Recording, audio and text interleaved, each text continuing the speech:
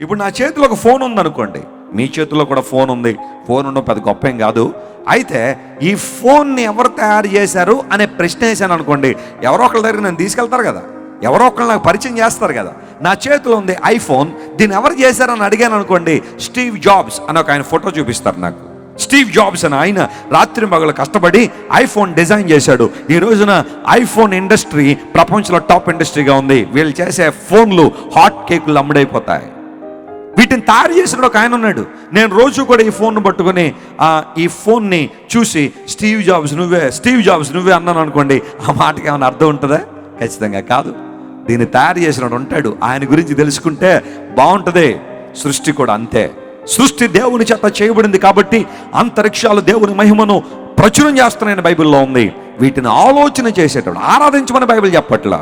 అందహోత ప్రవిశంతి ఏ సంభూతి ముపాసతే తతో బోయ యువతేత ఉసంభ్యూత రథ అనే ఒక శ్లోకం మా తాత పాడేవాడు రోజు. దాని అర్థం ఏంటో తెలుసా?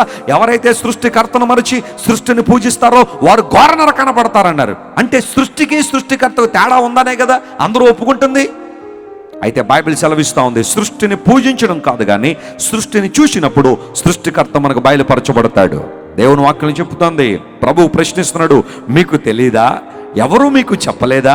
భూమి పుట్టింది మొదలుకొని దాని గురించి మీరు ఆలోచన చేస్తున్నప్పుడు ఆ సంగతులు మీరు గ్రహించలేకపోతున్నారని యెషయా గ్రంథంలో దేవుడు చాలా ఖండితంగా ప్రశ్నించాడు. మీకు తెలీదా? ఎవరు మీకు చెప్పలేదా? ఆయన ఉనికిని దేవుడు ఎప్పుడు చెబుతూనే ఉన్నాడు. ప్రపంచంలో సహజమైన దేవుని ప్రత్యక్షత అంటే అర్థం తెలుసా? God revealed himself through this nature, through this creation. ఈ సృష్టి ద్వారా దేవుడు తను ప్రత్యక్షపరుచుకున్నాడు. అందును బట్టి దేవుడు నాకు తెలియదని ఎవరు అనడానికి లేదట, దేవుడు లేడు అని అనడానికి లేదట.